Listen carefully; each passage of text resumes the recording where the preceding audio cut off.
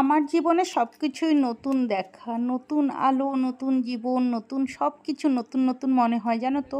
আমি এগুলো সব কিছুই স্বপ্ন দেখেছিলাম ছোটোবেলায় যে আমার লাইফে সব কিছু মানে সব প্রত্যেকটা মেয়ে যা স্বপ্ন দেখে সেই সব স্বপ্ন আমি দেখেছিলাম। কিন্তু আমার সেই স্বপ্ন কোনো সময়ের জন্য যাই হোক সত্যি হয়নি। আমার বাবা যখন মারা যায় আমি ভাবলাম সব কিছু আমার জীবন থেকে চলে গেছে।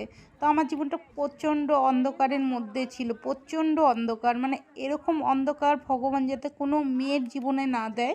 তো যেটাই হোক, তো মেঘালয়ে আমরা এসেছি।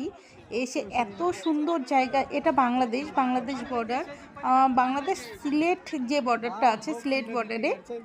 তো এখানে এসে ভিডিও টিডিও করছি, কিন্তু জানো তো এখানে না ভিডিও অ্যালাউ নেই, আমাকে ভিডিও কোনো মতে করতে দিচ্ছিল না। আমি চুপ চুপ করে কিছু আমি করেছি।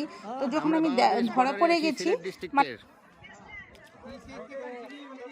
তো এই সব গল্প আমি বাদই দিলাম, ঠিক আছে? তো এখানে বাংলাদেশ সিলেট বর্ডারে আমরা এসেছি। তো এখানে আমাকে হাত দিতে না করছে, যে হাত দিতে না, তাও আমি বললাম একটু ধরি। তো একটু হাত দিয়ে পা যাবে না। দাঁড়িয়ে আমি দু একটা এখানে যাই হোক ফটো তোলার জন্যই দাঁড়িয়েছি।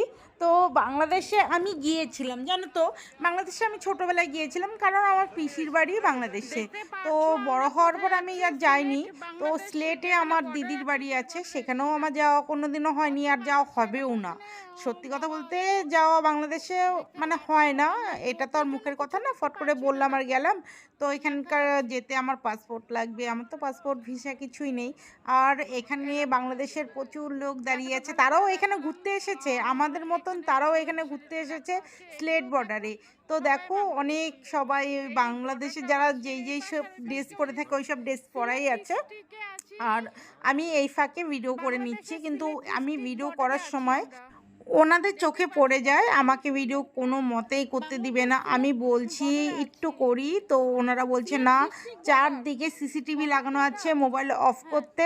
আর বলছে আমার ড্রেসেও সিসিটিভি লাগানো আছে, এটা অফ করুন এক্ষুনি, কোনো মতে ভিডিও হবে না।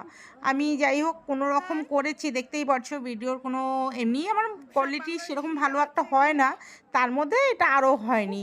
হ্যাঁ, ব্যাকা তেরা, মানে কি আর বলবো, আমি ভুল কথা বলি। আর ভিডিও যেভাবেই করি না কেন আমি সেইভাবে অত ভালো পারি না।